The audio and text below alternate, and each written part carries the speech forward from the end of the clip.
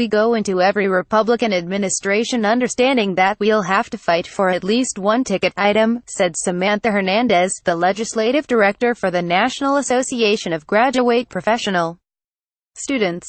This year has been different. Caitlin O'Hara for the New York Times. Samantha Hernandez was finishing up an argument for her dissertation about Latinos and affirmative action on Thursday, when the emails started pouring in with the subject line, "Congratulations, President Trump," had finished a celebratory news conference to announce the completion of a sweeping overhaul of the nation's tax code, and graduate students were breathing a deep sigh of relief. House Republicans had targeted them for a hefty tax increase, one that many of them could not hope to pay, but they had escaped unscathed. The question now is this: once lawmakers put a target on your back, are you ever really in the clear? "I'm relieved," said Ms. Hernandez, the legislative director for the 600,000-member National Association of Graduate Professional Students, and is to graduate from Arizona State University with a doctorate in political science in the spring. "But we're not done. This is not over." For the last month, Ms. Hernandez and fellow graduate students had led a nationwide effort to defeat a proposal from House Republicans that would have saddled hundreds of thousands of them with unexpected tax bills by declaring the value of their waived tuition fees as taxable income. A month of phone banking, Twitter posts, and personal lobbying. She worked on her dissertation from the cafeteria of the Longworth House office building between meetings on Capitol Hill, had paid off. But the tuition tax proposal is just one in a growing list of graduate school benefits that House Republicans have in their legislative sights. Next up is an extensive rewrite of the law governing the nation's higher education system, and again, Republicans hope to drastically curtail or end revenues that graduate students rely on to pursue advanced degrees. "I think there's a general assault on higher education right now," said Justin Dreger, the president of the National Association of Student Financial Aid Administrators. "I think it's tied into a dangerous narrative in our country about elitism. It undervalues our most important resource, which is our inventiveness, our ingenuity, our ability to solve big problems. A lot of that work happens at graduate-level education." Others say that such scrutiny is warranted and long overdue. Conservatives contend that the measures are good for taxpayers and could result in colleges and universities lowering their prices. "Big subsists for people with advanced degrees should come under scrutiny when you have a populist streak," said Jason D. Delisle, a resident fellow at the American Enterprise Institute. "By definition, everybody going to graduate school already has a college degree. The reality is, we're worried about whether we're helping undergraduates enough, and meanwhile, graduate students have amassed these big subsists." Robert Kelchin, an assistant professor of higher education at Seton Hall University, was blunt. "Graduate students are not a group that Republicans tend to like. They get big subsists, and that's not seen as good for taxpayers." To doctoral students working long hours not just at their studies but with the undergraduates they are required to teach, those subsists may not look so big. Doctoral students usually receive a small stipend for their studies, on average $15,000, but perhaps double that for students in the sciences, and are almost always expected to teach classes as they complete their degrees. In return, universities waive their tuition. But House Republicans want to declare the value of that waived tuition, worth as much as $50,000 a year, as taxable income, a huge hit for a student with perhaps a $30,000 annual stipend. In addition to tuition waivers, House Republicans targeted two other popular graduate student benefits: a tax deduction for up to $2,500 in student loan interest, which graduate students have more of because they do not receive subsidized loans and those loans have higher interest rates, and lifetime learning credit that offsets 20% of the first $10,000 of qualified education expenses and can be used for years on end.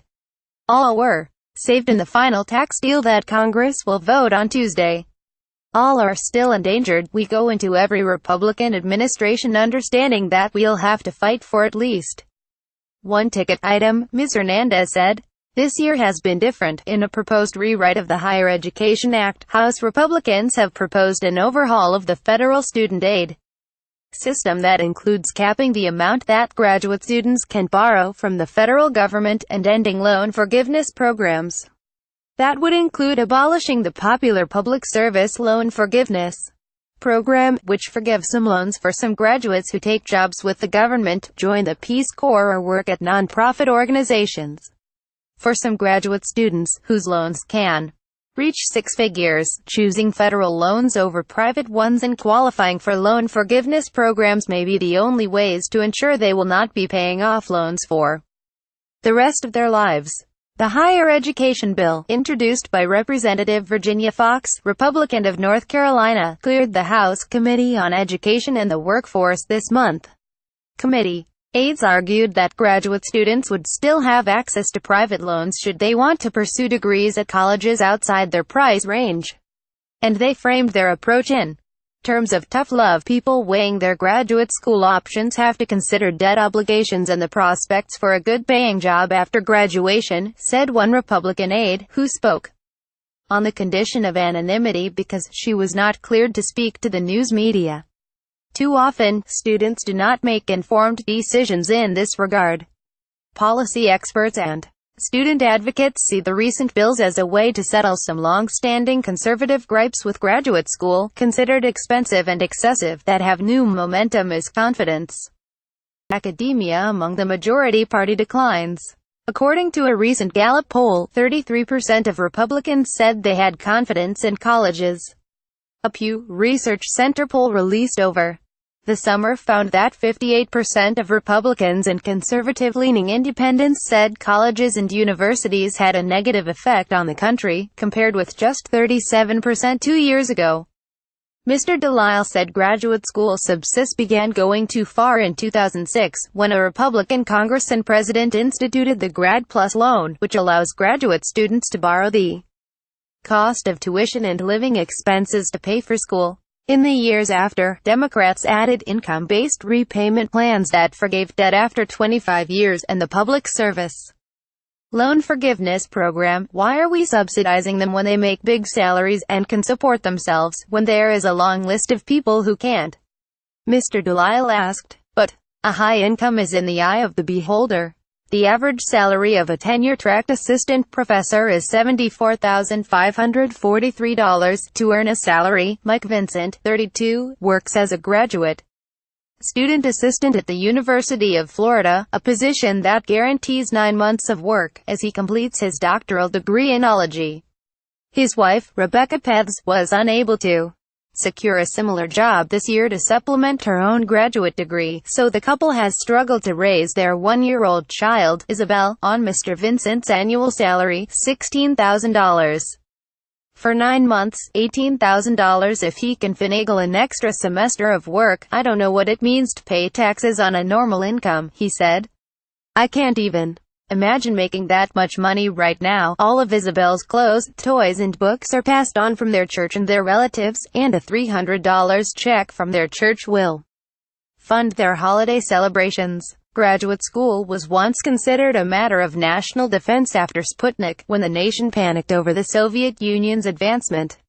A year after, President Dwight D. Eisenhower signed the National Defense Education Act to provide money and incentives for Americans to pursue advanced degrees. Internationally, the United States is still the best place to conduct research, said Surya Diagarwal, 27, who studied in India and Britain before coming to Carnegie Mellon University to obtain a doctorate in biology. I knew if I actually wanted to ask the hard questions and get anywhere, it had to be the U.S., Mr. Agarwal said. It's definitely still the premier place. But international students are looking at these reports, and taking a hard look at what they want to go through. Beth B. Buellman, the Vice President for Public Policy at the Council of Graduate Schools, said Mr. Trump has said he wants to tackle pressing issues but is saddled with a shortage of workers in science, technology, engineering and mathematics. We need graduate students at a time when our society is becoming more complex, she said. Instead, we are creating barriers for people to even see that as a possibility. In pursuing a political science degree, Ms. Hernandez, 29, a Mexican-American whose grandmother has a third-grade degree, is defying what statistics say is possible. She recalled one congressional aide who forthrightly told her that people elect to go to graduate school. It's an elective degree for some people, like white men, those who come from wealthy backgrounds, Ms. Hernandez said. But for people like me, it's not an elective degree, it's a struggle, not just for me but for my community. We have to get these degrees because we need to make it more normal for us to be in these fields and be at the table. Emily Cochran contributed reporting.